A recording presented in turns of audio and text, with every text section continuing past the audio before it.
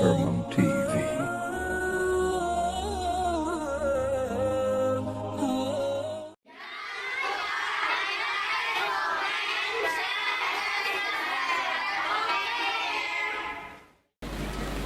Dibarengi atau diiringi dengan rintikan hujan merupakan rahmat dan rezeki dari Allah Subhanahu wa taala.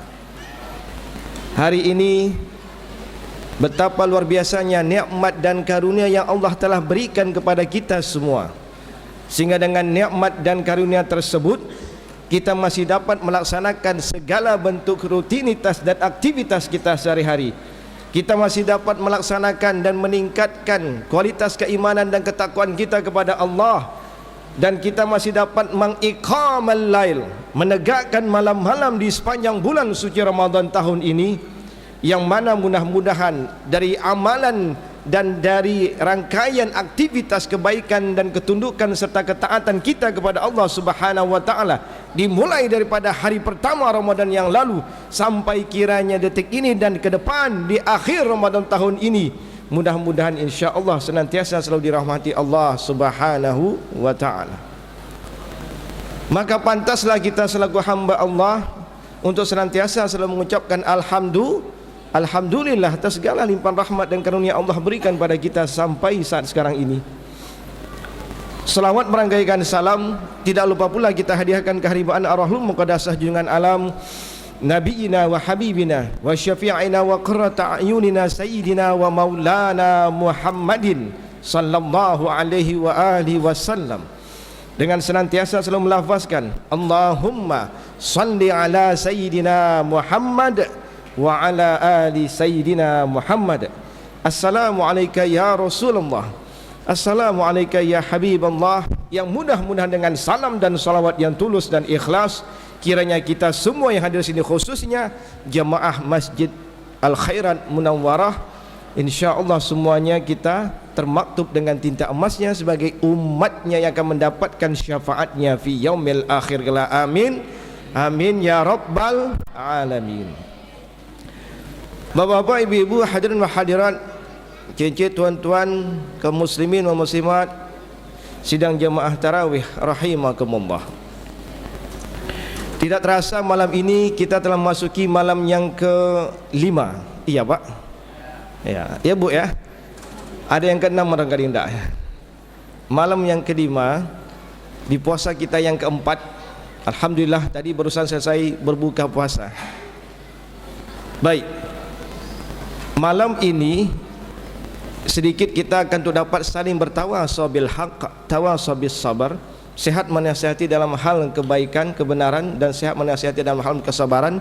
InsyaAllah sebagaimana yang disampaikan oleh protokol tadi, hari ini kita akan membahas sedikit suatu problem, suatu persoalan yang menjadi perhatian besar kita kepada generasi penerus kita, yakni rusaknya akhlak generasi Z atau akhlak Gen Z. Ini dia. Bapak Ibu hadirin yang berbahagia, sebelum kita memasuki apa faktor-faktor atau perkara-perkara yang dapat merusak akhlak Gen Z atau generasi Z ini, kita pahami dulu apa itu tauhid atau rusaknya tauhid ya. Ya, maaf, rusaknya tauhid. Kita bicara tauhid ya. Rusaknya tauhid generasi Z atau Gen Z. Apa itu tauhid terlebih dahulu? Baik. Kalaulah kita berbicara masalah tauhid, ini dimensinya menyangkut dimensi dalam hal pondasi utama dan pertama dalam berdirinya Islam yang kafah, dalam berdirinya Islam yang sempurna. Apa itu tauhid?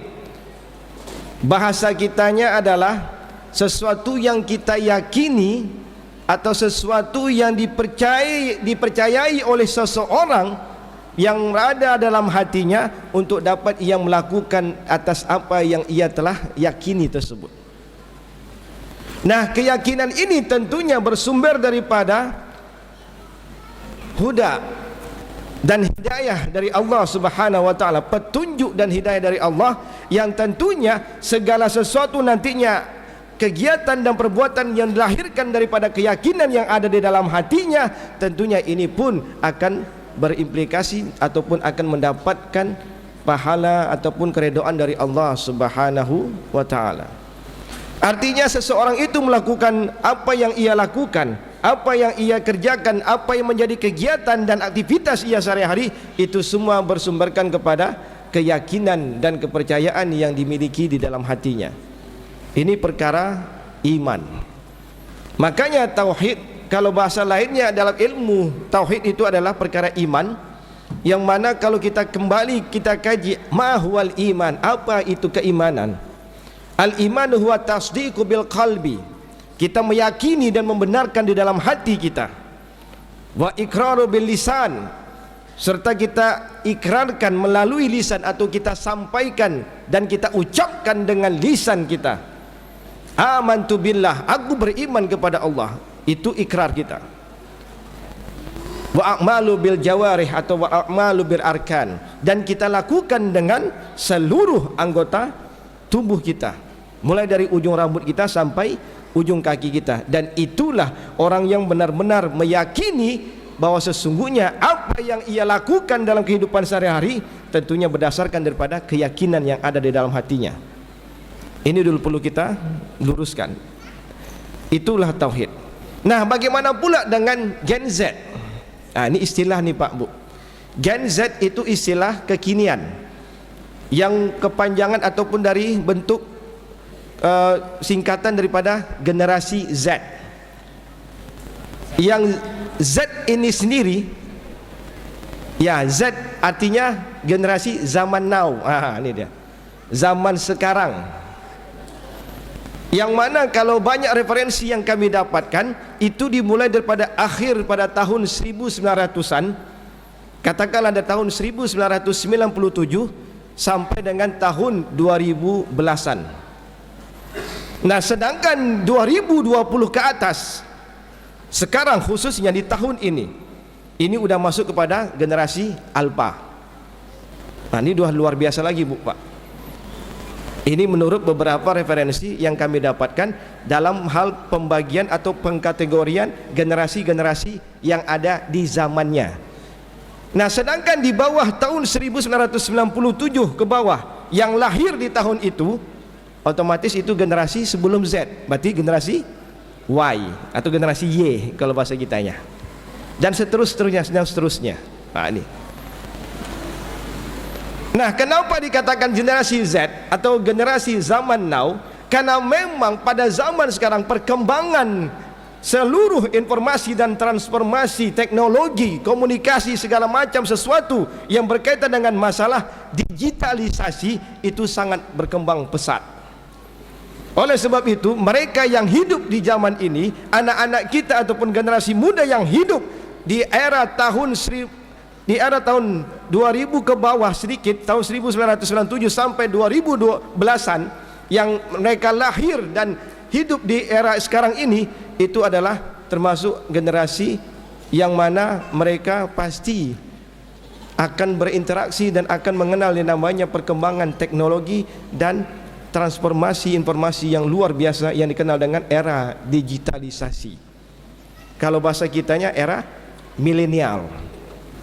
Ini dia. Ini anak-anak milenial yang benar-benar mereka tidak lepas daripada gadget ataupun teknologi yang berkembang sekarang ini.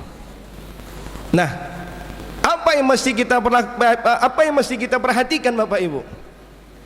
Memang yang namanya perkembangan suatu zaman, kita tidak bisa dan tidak mampu kita untuk menekan ataupun kita tidak bisa dan tidak mampu kita untuk menolak perkembangan ini. Yang mesti kita lakukan adalah bagaimana cara kita mensikapi segala bentuk perkembangan ataupun segala bentuk kemajuan era yang ada pada zaman modern sekarang ini, untuk dapat kita sikapi sesuai dengan apa yang menjadi tuntunan kita, yang mana berdasarkan kepada Al-Quran dan Sunnah Rasulullah Muhammad sallallahu alaihi wasallam. Ini perlu kita pahami lebih dalam lagi Bapak Ibu.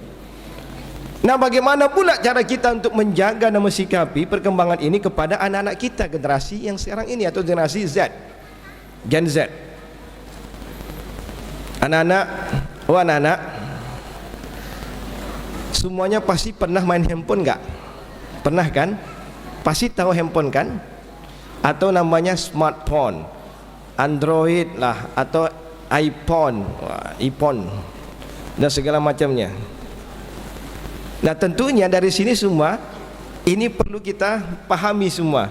Bapak Ibu, mereka pastinya akan berinteraksi dengan hal-hal demikian, teknologi demikian, dan kita tidak bisa menghalangi mereka untuk berinteraksi dengan hal-hal yang demikian, perkembangan zaman tersebut. Akan tetapi sesungguhnya yang dituntut bagi kita selaku orang tua adalah bagaimana mensikapi perkembangan ini agar ia benar-benar kita dapat filter, dapat kita jadi saringkan kepada anak-anak kita agar mereka jangan sampai terpengaruh daripada perkembangan yang sifatnya negatif yang timbul daripada efek perkembangan teknologi ini. Nah, ini perlu kita pahami. Nah, apa yang akan mengakibatkan, perkara-perkara apa yang mengakibatkan rusaknya tauhid daripada generasi Z ini? Yang pertama, kalaulah mereka, ini luar biasa Bu, Pak, kalaulah mereka hidup di era teknologi sekarang atau digitalisasi sekarang ini, mestinya kita, yang pertama bagi kita selaku orang tua adalah harus menanamkan nilai-nilai tauhid terlebih dahulu kepada mereka, barulah kita perkenalkan dengan dunia mereka pada hari ini. Apa sebab? Karena memang Sayyidina Umar bin Khattab pun pernah mengatakan dalam sebuah kalamnya, mengatakan hendaknya engkau membina atau memelihara anak-anakmu atau mendidik anak-anakmu sesuaikan dengan zamannya. Ini Bu, Pak, apa sebab yang kami sampaikan ini adalah ini banyak kejadian ada orang tua yang saklek kalau bahasa kitanya, yang mana ia mendidik atau membina anaknya sesuai dengan keinginan dia, padahal maaf cakap itu tidak sesuai dengan kondisi dan situasi yang ia rasakan pada masa kini. Nah, sehingga apa? Anak itu menjadi melawan dia, atau anak itu menjadi frontal dan sebagainya. Nah, ini perlu kita sikapi dan perlu kita lebih cerdas dalam memahami dan ya bagaimana bijak dalam hal mensikapi problem persoalan seperti ini. Oleh sebab itu anak-anak boleh kita perkenalkan dengan teknologi, akan tetapi tetap kita filterisasi atau kita awasi mereka dalam hal kaitannya atau hubungan mereka dengan segala bentuk kemudahan-kemudahan yang ada pada di era, di masa sekarang ini, di zamannya. Untuk itu yang pertama kita tekankan adalah apa yang menjadi kekuatan tauhid sebagai pondasi awal bagi mereka, bahwa sesungguhnya mereka mendapatkan segala sesuatu kemudahan yang ada di muka bumi ini, tentunya itu adalah karena nikmat dan karunia dari Allah Subhanahu wa taala. Nilai tauhidnya dulu kita tekankan kepada anak-anak kita. Ini dia. Jangan sampai Bu, Pak, nanti anak-anak kita lebih mentuhankan, maaf tanda kutip, mentuhankan handphone daripada Allah Subhanahu wa taala sebagai Tuhannya. Banyak sekarang, maaf cakap, bukan hanya kadang bukan anak-anak, barangkali mungkin orang tua pun lebih banyak ia sibuk dengan handphonenya daripada sibuk dengan ibadahnya. Apatah lagi di Ramadan ini sebagai autokoreksi bagi kita semua Bapak Ibu. Al-Fakir, kami pribadi pun terkadang lebih sibuk dengan gadget kita, teknologi, tapi kita lupa dengan Quran, lupa dengan mushaf, lupa dengan ya ibadah-ibadah yang lebih mendekatkan diri kita kepada Allah Subhanahu wa taala. Ini. Jadi kita sampai-sampai kita memberhalakan seluruh teknologi ini, kita mau ya, artinya kita lebih mengedepankan itu. Jangan sampai ini berhala-berhala dunia ini, teknologi-teknologi ini kita jadikan sebagai berhala kita untuk kita lebih mengedepankan dia, atau maaf mungkin bahasanya dalam tanda kutip mentuhankan atau menyembah, sehingga kita ya takutnya tercederai daripada keyakinan dan ketauhidan kita kepada Allah Subhanahu wa taala. Ini perlu kita luruskan dulu, perlu kita pahami. Jadi pertama adalah langkahnya tanamkan nilai-nilai tauhid ke dalam diri anak-anak kita agar mereka sesungguhnya paham sesungguhnya keberadaan manusia di muka bumi ini tak lain adalah untuk mengabdi kepada Allah Subhanahu wa taala, bukan kepada hal-hal yang sifatnya kebendaan. Ini hal yang pertama. Yang kedua, agar jangan sampai bencana yang mengakibatkan rusaknya tauhid anak-anak generasi zaman now sekarang adalah bagaimana kita untuk dapat memberikan ruang dan lingkungan bagi anak-anak kita dengan lingkungan yang baik dan positif. Ini perlu kita jaga, Bu Pak. Maaf, bisa jadi mungkin di rumah kita bisa mengontrol anak-anak kita 24 jam kalau anak kita di rumah atau kalau kita berada di rumah dengan mereka. Tapi tidaklah semua kita bisa 24 jam bersama anak. Tatkala anak pergi ke sekolah atau tatkala anak pergi bermain dengan teman-temannya, mesti kita harus perhatikan siapa yang menjadi sahabatnya, siapa yang menjadi temannya, siapa yang ada di lingkungan dekatnya. Ini perlu kita perhatikan dan kita ciptakan lingkungan dan ruang yang ada pada diri mereka menjadi lingkungan yang harmonis atau lingkungan yang baik dan positif. Dimulai daripada kita membentuk lingkungan yang terkecil, yaitu di keluarga kita. Biasakan dengan aktivitas-aktivitas yang jelas-jelas aktivitas yang positif yang kita dahulukan di rumah tangga kita sendiri. Ini terlebih dahulu. Agar apa? Agar nanti itu akan membias dan menjadi kebiasaan bagi anak-anak kita, Bu Pak. Di luar nanti sekalipun ia berinteraksi dengan teman-temannya, sekalipun ia berada di luar daripada pandangan dan pengawasan kita, tentunya anak-anak kita nanti akan terbiasa dengan kegiatan-kegiatan yang biasa kita lakukan bersamanya selama di rumah. Nah, ini dia penting, Bu. Mungkin terutama ibu-ibu nih, karena ibu-ibu adalah sebagai madrasah pertamanya anak-anak. Ini perlu diperhatikan bagaimana lingkungan anak-anak. Karena apa? Rasul pun mengatakan, sabda baginda Rasulullah Muhammad SAW dari Abu Hurairah radhiyallahu anhu, anna Nabi sallallahu alaihi wasallam qala, al-mar'u, seseorang pemuda itu atau seseorang itu berdasarkan daripada khalili, berdasarkan daripada siapa yang menjadi sahabatnya. Maka kelak kalau andai kata ia senantiasa selalu dengan sahabatnya yang kurang baik, maka itu akan mempengaruhi dirinya. Dan pastinya, mohon maaf, nanti kalau andaikan nanti ia besar dewasa, ia pasti akan pengaruh-pengaruh yang telah ia pernah dapatkan dahulunya itu akan membentuk pribadi dan karakter pada dirinya, sehingga membentuk pribadi dan karakter yang tidak baik pula. Makanya kata Rasul, seseorang itu berdasarkan daripada siapa yang menjadi sahabat terdekatnya. Kalau sahabat terdekatnya baik, insya Allah baik pula lah. Maka oleh sebab itu, wujudkan dan buatlah lingkungan ataupun pergaulan yang positif dan pergaulan yang baik kepada anak-anak kita. Ini yang kedua. Yang ketiga, senantiasa kita selalu membiasakan anak-anak kita disiplin dalam hal melakukan pekerjaan-pekerjaan atau kegiatan-kegiatan yang baik.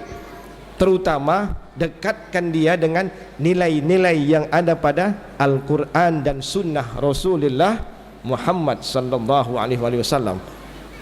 Ini sangat penting, Bu Pak. Kenapa? Sekali lagi, Al-Quran sebagai pedoman, petunjuk dan sebagai pegangan hidup kita.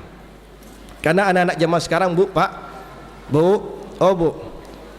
hati-hati Bu, anak-anak kita sekarang banyak lebih mengidolakan K-pop, lebih mengidolakan apa lagi? Lebih mengidolakan, ya, idola-idola yang itu jelas bukan berdasarkan daripada syariat Islam. Bahkan mereka lebih lagi mengidolakan orang-orang yang jelas-jelas tak beragama, tak bertuhan bahkan, daripada yang mengidolakan Rasulullah Muhammad sallallahu alaihi wasallam. Ini penting ini. Kita tanamkan kembali. Tanamkan ia untuk ia senantiasa selalu mengenal dan memahami nilai-nilai Al-Quran dan Sunnah Rasul. Apatah lagi kalau seandainya, maaf, ni adik-adik kami, anak-anak kami kegiatan mereka itu lebih banyak nanti ketika ia berinteraksi dengan teknologi, gadgetnya, handphonenya. Itu kalau dah ngumpul pasti ujung-ujungnya mabar. Ya enggak? Betul. Ya kan? Mabar kan? Minimal mabarnya FF, Free Fire, ya kan? Mobile Legend. Aduh. Ini bahaya nih Bu Pak. Jangan sampai pula nanti bukan hanya mabar, takutnya banyak, bahkan udah viral Bu Pak. Ini kenyataan dan ini problem sekarang yang luar biasa. Yang baru-baru ini kita dengar, anak SD sudah pandai ia membuka, situs-situs yang subhanallah, yang masya Allah, yang astagfirullah, yang tak elok. Apatah lagi kalau seandainya ia sudah mengenal namanya Chat GPT, AI, Meta. Ini banyak nih teknologi nih. WhatsApp kita udah ada kayak Meta AI, Artificial Intelligence. Ini bahaya Bu Pak. Tinggal ketik aja, apa yang mau ia ketik keluar semua. Hati-hati. Kalau sempat ia memiliki pikiran yang tak baik, yang dipengaruhi daripada kawannya, na'udzubillah min zalik, summa na'udzubillah. Ini mesti kita jaga. Ini bahaya nih. Oleh sebab itu, itulah perlu kita tanamkan kembali nilai-nilai Quran yang ada pada diri anak-anak kita dan sunnah Rasulullah SAW. Dan yang terakhir, ini menjadi faktor pendukung ataupun faktor yang mungkin barangkali menjadi faktor utama bagi orang tua adalah yang terakhir, yang keempat, yaitu tanamkan atau jadikan diri kita, orang tua, sebagai contoh atau suri tauladan yang baik bagi anak kita. Itu yang utama. Kenapa Bu Pak? Karena pada masa mereka sekarang ini Bu Pak, anak-anak kita dia sering mengimitasi atau mengkopi apa yang mereka lihat, apa yang mereka dengar, apa yang mereka saksikan. Itu terkadang nanti akan lahir melalui tindakan dan perbuatan serta perkataan mereka. Ya nak Pak, pernahkah kita mungkin tiba-tiba pulang ke rumah, anak baru pulang dari sekolah, kadang ngomongnya tak tahu kita, disuruh minta belikan, ya katakanlah, Yong beli es batu Yong ke sekolah dia. Deh, amak ko, awak lagi lama yang lagi main ko kan? Dari mana bahasa-bahasa kayak gitu tuh? Yang biasanya dia mau, katakanlah biasanya dia mau menurut apa kata kita, tiba-tiba dia menentang. Apalagi kalau sampai ada bahasa-bahasa yang yang tak layak untuk diucapkan oleh anak-anak kita. Dan pastinya kita akan bertanya, dari mana anda dapat tu? Itu. Dari mana yang dapat tu? Bahasa-bahasa kayak gitu.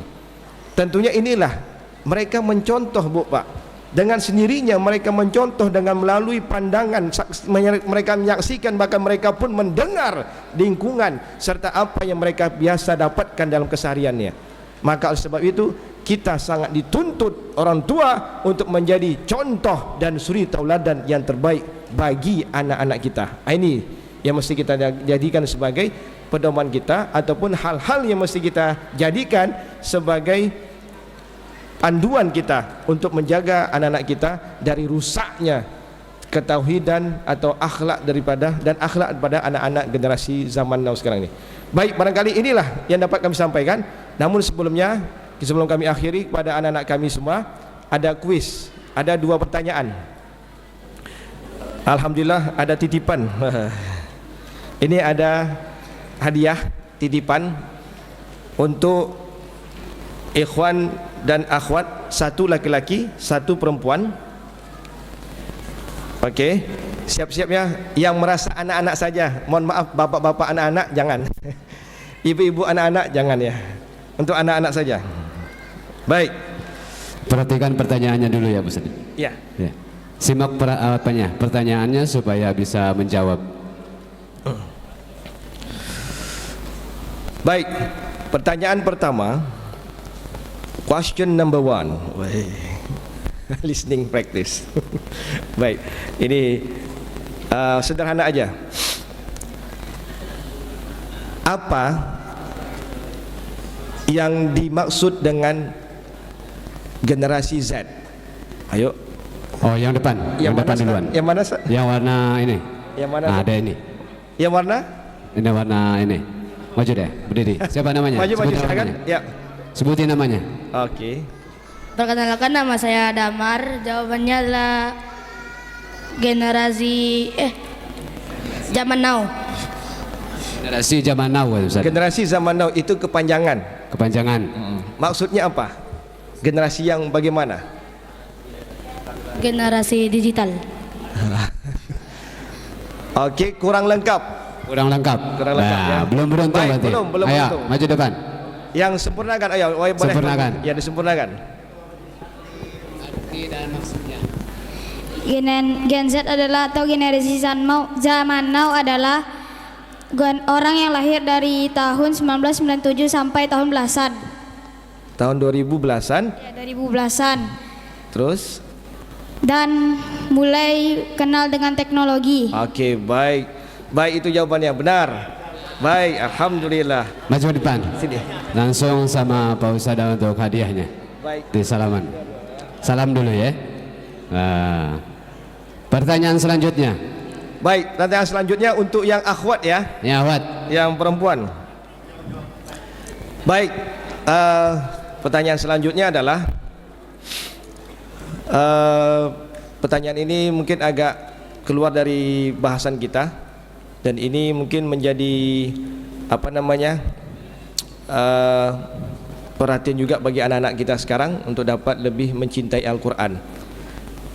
Baik, sebutkan surah yang menceritakan, oh susah ya kali itu ya, ya itu tentang anak-anak payah juga ya. Ini anak-anak Ustaz. Ya, Anak-anak ini. yang anak-anak ya. Ya, maksudnya gitu. Oke, coba siapa di antara akhwat yang hafal surah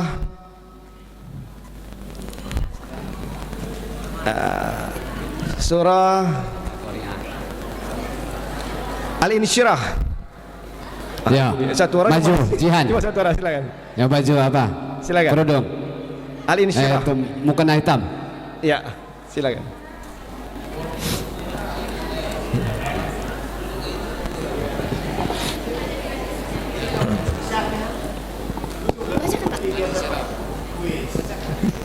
A'udzu billahi minasyaitonir rajim. Bismillahirrahmanirrahim. Alam nashrah laka sadrak wa wada'na anka wizrak alladzi anqadha dhahrak wa rafa'na laka zikrak fa inna ma'al usri yusra inna ma'al usri yusra fa iza faraghta fansab wa ila rabbika fansab. Hah? Wa ila rabbika Fanghab. Wah, ya. Sadaqallahul azim. Sadaqallahul azim. Ya benar, alhamdulillah. Allahumma arhamna bil Quran. Masya-Allah. Titip aja, Pak. Titip aja, Ustaz. Siap, Ustaz. Susah pula nih kan melangkahi pula. Iya. Terima kasih Ustaz. Oh iya. Baik, alhamdulillah. Alhamdulillah. Baik, lanjutkan Ustaz. Baik, jazakumullah khair. Terima kasih kepada anak-anak kami yang telah menjawab kuis. Subhanallah, ini luar biasa, cepat nangkap ya. Dan alhamdulillah pun memahami daripada apa yang nilai-nilai yang ada dalam, ya khususnya pada dalam masa ibadah kita atau dalam Quran. Tentunya di bulan Ramadan ini kembali kami mohonkan kepada kita dan khusus untuk anak-anak kita, mari kita untuk dapat lebih dekatkan diri kita untuk berinteraksi dengan Quran, bukan dengan koran atau dengan handphone kita. Lebih senantiasa kita selalu senantiasa selalu meluangkan waktu untuk Quran. Jangan menunggu waktu luang baru baca Quran, tapi luangkanlah waktu untuk Quran, tapi jangan menunggu waktu luang untuk Quran. Karena sungguhnya kita kalau ada bicara masalah bagaimana untuk mendekatkan diri kepada Allah, kita sekarang banyak kali alasan kita, bahkan mungkin Waktu ini tidak cukup kita untuk kita kehidupan dunia kita ni. Oleh sebab itu di momentum Ramadan inilah untuk dapat kita kembali luangkan waktu kita untuk Quran dan untuk hal-hal yang sifatnya positif. Demikian dari kami. Mohon maaf atas segala kekurangan kesilapan. Kita tutup dengan subhanakallah wa bihamdik asyhadu an la ilaha illa anta astaghfiruka wa atubu ilaik. Mohon maaf atas segala kekurangan kesilapan. Wa afa minkum wabillahi taufiq wal hidayah. Wassalamualaikum warahmatullahi wabarakatuh.